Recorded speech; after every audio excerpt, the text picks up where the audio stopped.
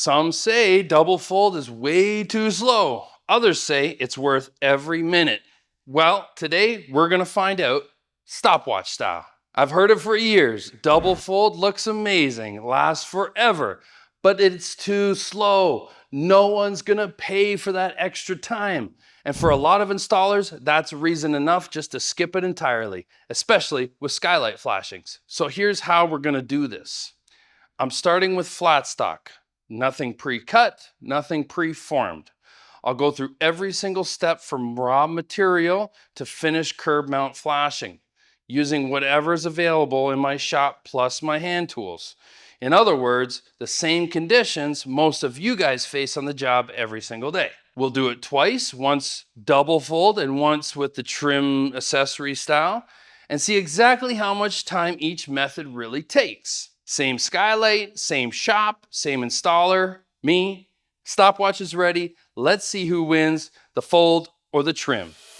Yes, I have had it with answering this goddamn question, so I made a freaking video about it. So let's get to it. Trim on the left, double fold on the right.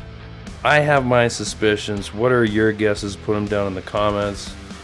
But either way, I want to show the difference here. And if one's faster and one's slower, I want to see how much faster and slower it is. So as we watch here, I just want to tell you a little bit about the system that I'm using in each of them. So on the left we have trim. I use a J-mold system. So we actually prefer this system over Z-bar. It's faster to install, but just like Z-bar, do not install it under 412, even 512 slope, because you need gravity to pull the water over it. And on the right, we're doing double fold. So this is like, you can do this all the way down to half 12 when you incorporate silicone or sealant into the joints. But yeah, let's just see which one comes out on top.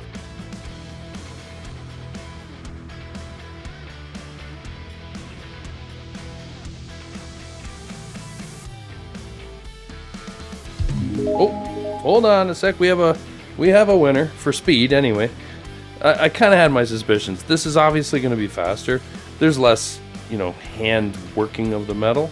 So, but you can only do, I would say you can do the majority of roofs with this trim. But when you get into a hairy position, like, low slope, double fold is the answer.